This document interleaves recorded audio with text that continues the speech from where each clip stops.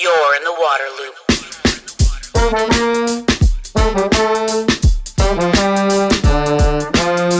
loop, water loop, water loop. Hey everyone, this is Travis with Waterloop. I want to tell you about the Flume Smart Water Monitor that I use at my house. Flume is the perfect device for tracking your water usage in real time with your smartphone. You can see exactly how much water you're using with showers, toilets, sinks, appliances, outside irrigation, any way you use water. Flume lets you set daily, weekly, and monthly water budgets. It also alerts you if there's excessive water use and if it detects a leak. In fact, right when I hooked up Flume at my house, it alerted me of a leak. I was losing a gallon of water every 6 minutes outside of my water line. Turns out it had been there for months, and I was wasting ridiculous amounts of water and money. I'm not sure when I would have found that without Flume. Flume is super easy to install. You wrap a band around your water meter, just like you put a watch on your wrist. Connect to Wi-Fi, download the app, and you're all set. No plumber needed.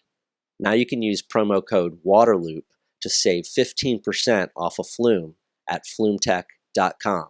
With Flume, you'll never be surprised by a water bill again. Water loop, water loop, water loop. Welcome to Waterloop. This is Travis, joined by Tiffani Ashley Bell. She is the founder and executive director of the Human Utility. Ashley, really glad to have you on for this episode. Yeah, I'm very happy to be here. Yeah, I stumbled upon your organization, your nonprofit, and was really fascinated by the story of you all helping to pay water bills for people really in Detroit and in Baltimore. We'll dig into that, but go back. How did this all start? What led you to launch the Human Utility? What's that story of the water shutoffs in Detroit? Yeah, I mean, so at the time I read about it, this was the summer of 2014, and I was a consultant with a year-long consultancy agreement in the city of Atlanta. And so I was on the mayor's innovation delivery team. And so I got to see, as a result of that consulting engagement, basically how the entire city worked as a result of the work that we did. So we got to shadow the mayor, all the different cabinet positions and whatever. But in the middle of that fellowship, I saw an article in The Atlantic that talked about how 100,000 people in Detroit were about to have to live without running water because they couldn't afford their water bills. And, seeing everything that I saw in Atlanta as far as how they made decisions, I thought it was interesting that Detroit decided to turn off the water of people that are demonstrably poor. Like, I've been to certain people's houses. They don't have anything. In a lot of instances. And I felt like it was crazy with everything that I've seen in Atlanta, how they were making decisions. I thought it was crazy that Detroit decided to do that to people.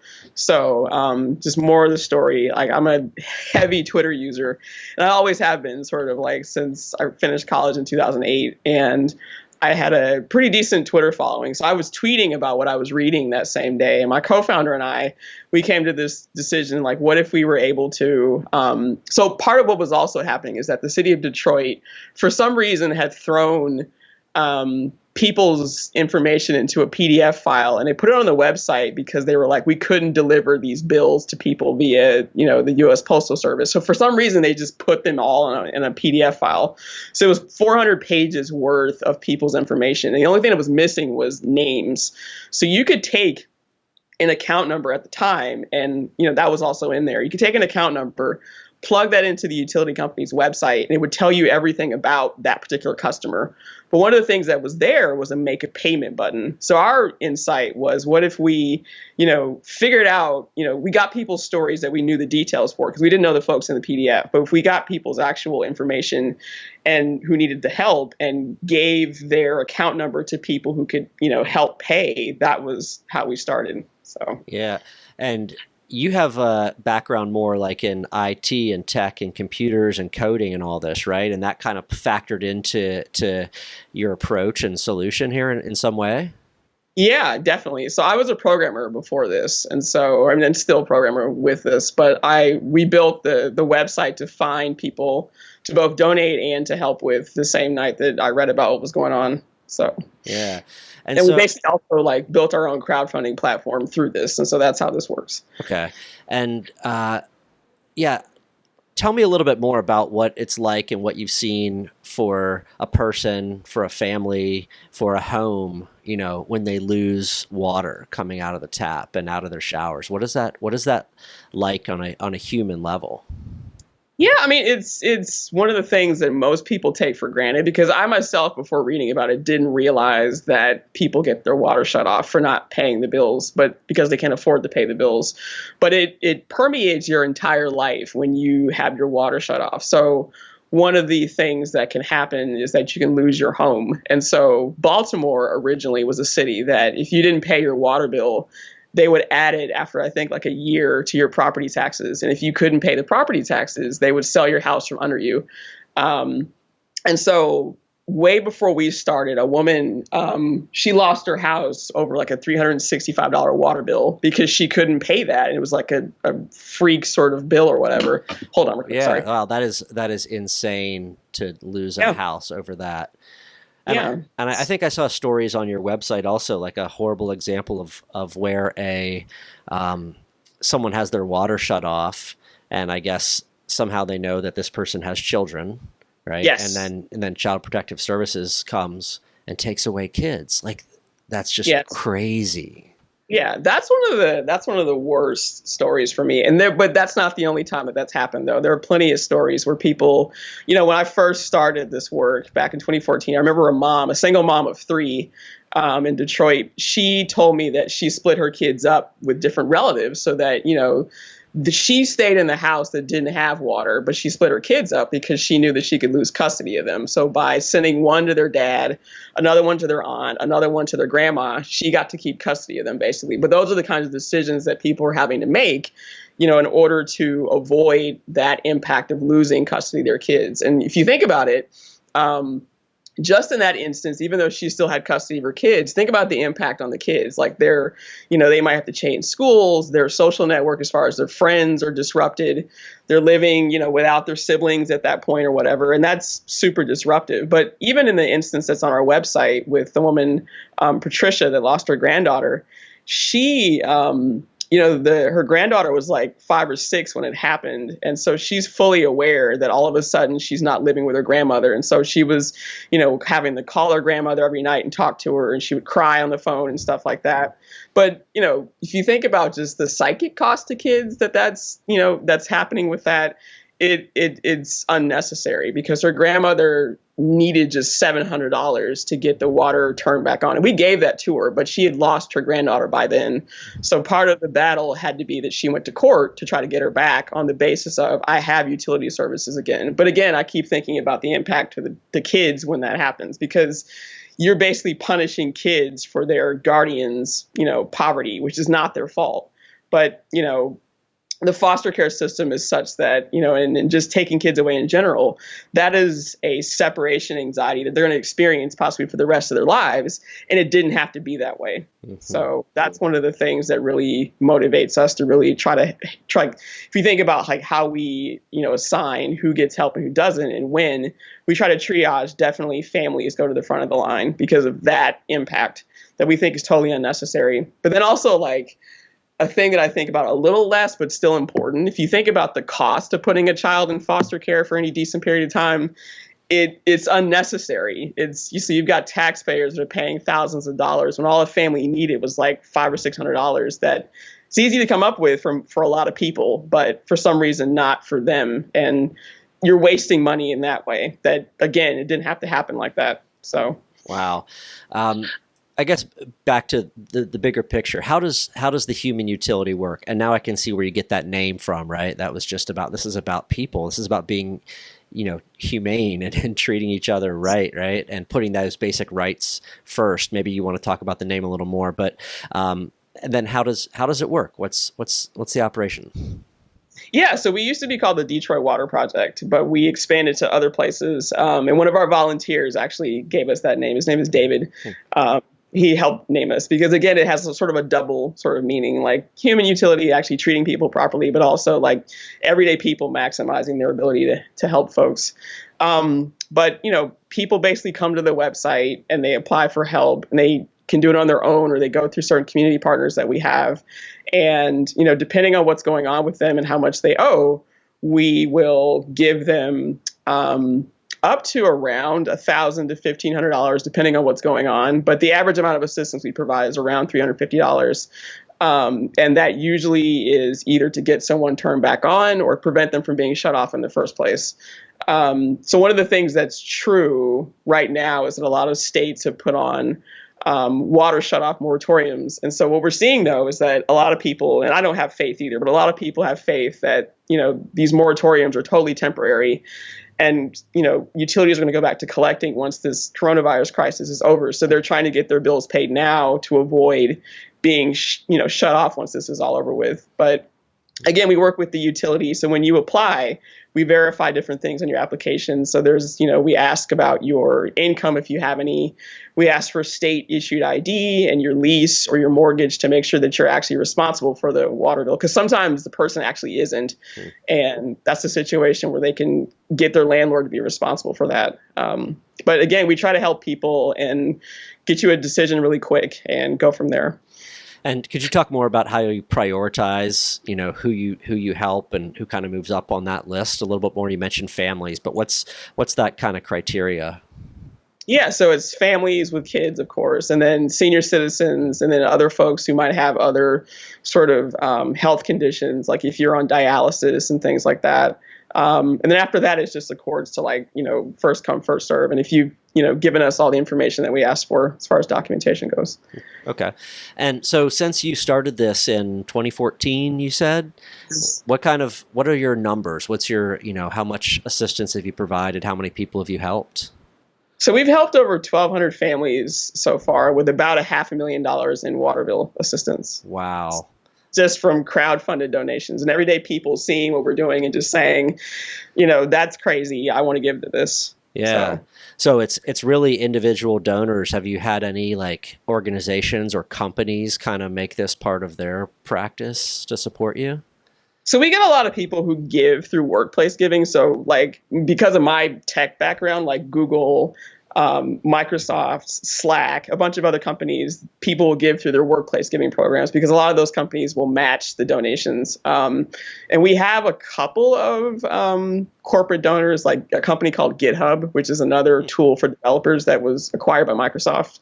But they help fund our operations rather than paying water bills. And so, but we are mostly individually funded. I think there's a lot of power in that because if you don't have one big donor, they can't just say we're going to yank support and you have to worry about how you're going to keep going at that point. So I really try to put a lot of emphasis on getting individual donations. Yeah. We talked about a couple of the tougher stories, tougher scenarios, situations that you've seen, with kids and all that. But what are some of the, I guess, success stories or some of the moments that stand out to you where you guys made a difference? Well, I think about just a family, for example, in Detroit where the breadwinner was the mom originally, but she came down with breast cancer and the water was shut off. And so we were able to help her get that water turned back on. And then there's another story that's on our website with an older woman. Her name is Helen. She was in a nursing home, but she got out of the nursing home but her house she had a leak at the time she was in the nursing home and she got out and didn't have water. So we got our water turned back on and she didn't have to live in the house with no water basically. So it's stories like that where it's a very simple correction to make for people that, again, it's often unnecessary to do the shut off. But if someone just comes in with, $500 or so, they can get their water turned back on. And in some cases, depending on what they owe, we can get the entire bill paid off and kind of reset the person and make it so that their payments are manageable for them again. So some people ask, what about, if they need ongoing support? In a lot of cases, that's not a thing because they just need momentary support so they can take the bill over themselves. Yeah, I saw in there that you really kind of provide this one-time support, right? And is the idea that you're trying just to give them a boost and get them back to, level so they can try to take care of it themselves? That's the idea then help them get back to self-sufficiency on that front? Yeah, for the most part. For the most part. I mean, we do have some cases where we provided ongoing support, but it's in cases where I don't think anybody will argue with it. Like this person who's going through chemo or something where they can't work, so they need that ongoing support. But the goal is to have it where every 18 months is kind of what the limit is that you can apply for assistance. Okay. And then and Baltimore too. So how did you end up in Detroit and Baltimore? So one of our donors actually was saying that we should find another city to expand to just to kind of see like what's going on with people. And Baltimore at the time had sort of the same situation where people were getting shut off, and it was for reasons that didn't make sense. Like, this person is, demonstrably in trouble as far as like they lost their job, they have some medical issues that have, taken up all of their money. And, it's not what people are typically thinking as far as, they're just deciding not to pay. It's the same situation as Detroit. They're in situations where they just can't afford to. And Baltimore had some of the same issues. So we chose to expand there. But the other thing about this, too, is that we have Baltimore and Detroit, but we also pay bills in at least 30 other places in Michigan because the entire state has this issue.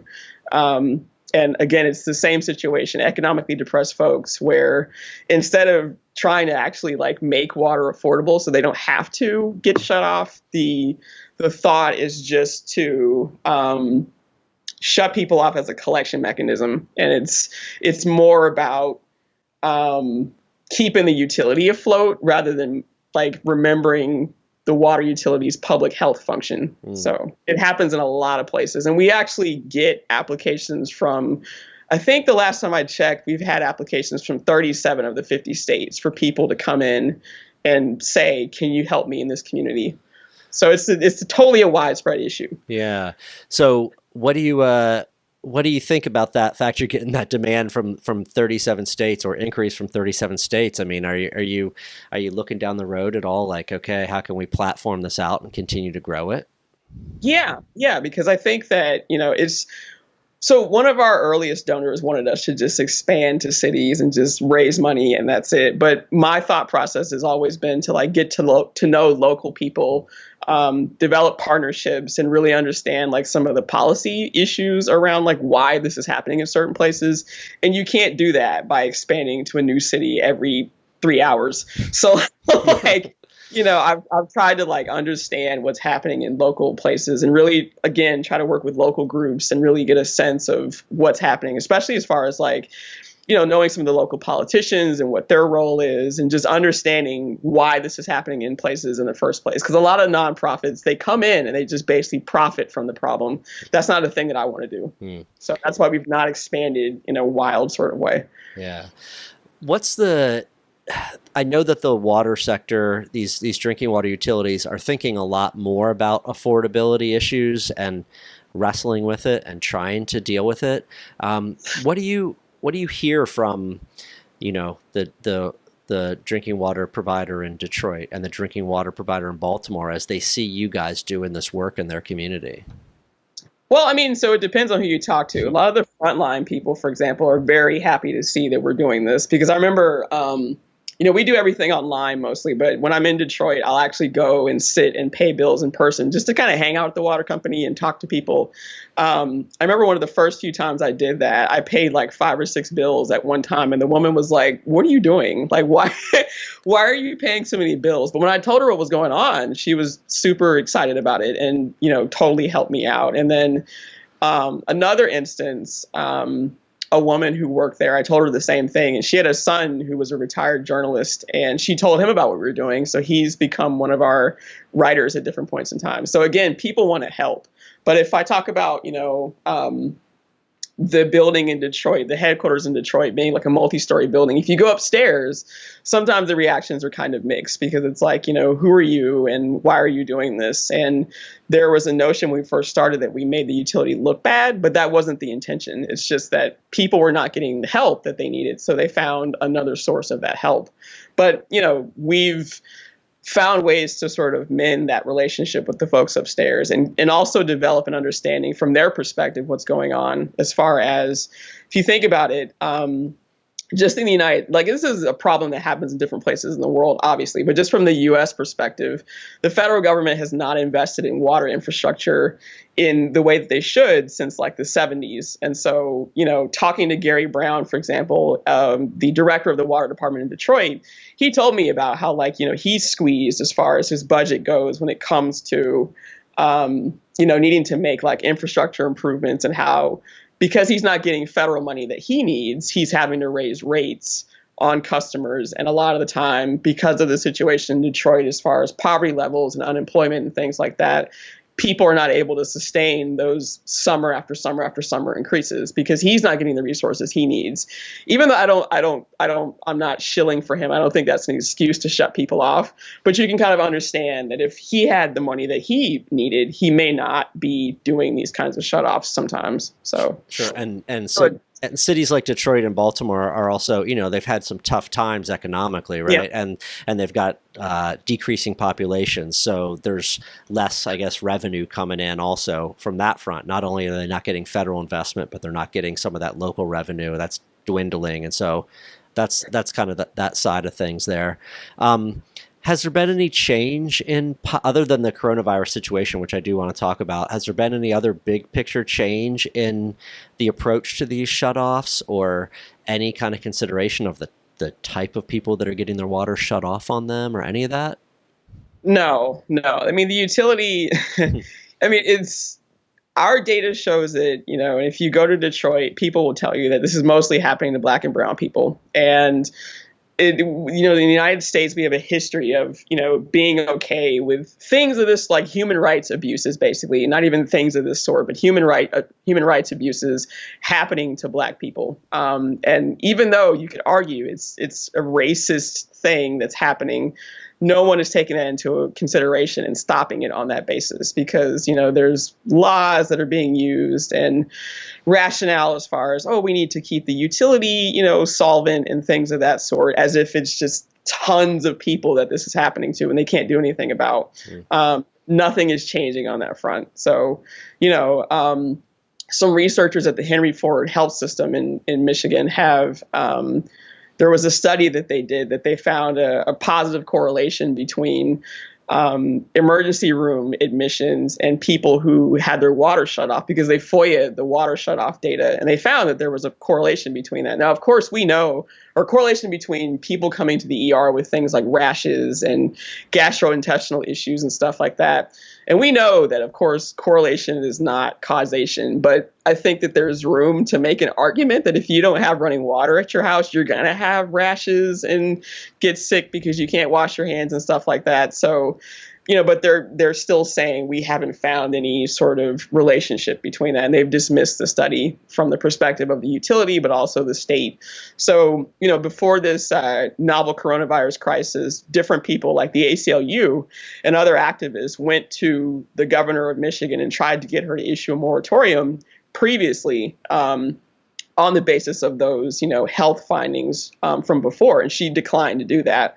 But the novel coronavirus crisis changed her mind on that. But again, there wasn't an effort to do anything about it prior to this. So like you said, because of the coronavirus, there's been this moratorium in a lot of states on water shutoffs. I definitely want to get your perspective on that. And I'm wondering, what if people had their water shut off when this whole coronavirus thing kicked in? Have they had their water put back on so they can wash their hands and do that sanitation stuff that's so important? What's going on that front? Yeah, so a lot of places have put in place moratoriums on shutoffs, but I have not actually celebrated that in the sense of it being a long-term thing, because a lot of places have made it clear this is for the duration of this virus crisis. It's not a long-term thing. So basically don't get comfortable. And, the water department director himself in Michigan, in Detroit, wrote an op-ed a few weeks ago where he basically said as soon as they can, they're going to go back to doing shutoffs. And he has the support of the mayor of Detroit, because that guy is not a fan of not having shutoffs. They believe in it totally as a collection mechanism. But I'm not moved by the moratoriums, because I feel like most places are going to go back to doing shutoffs. And so, it's more of a nobody wants to be the state that was still shutting people off in the middle of this public health crisis of epic proportions.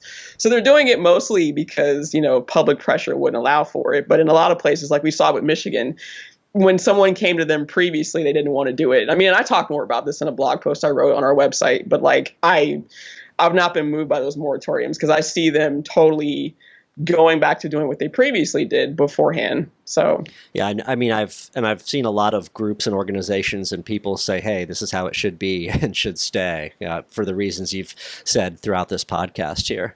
Yeah, I definitely want to talk about how people can support you guys. What obviously donations is the big thing. Talk about that. How can people support the human utility? Yeah. So, I mean, so when you support, your donation goes to actually getting people's water either turned back on or getting it, preventing it from being shut off in the first place, which is the most optimal outcome.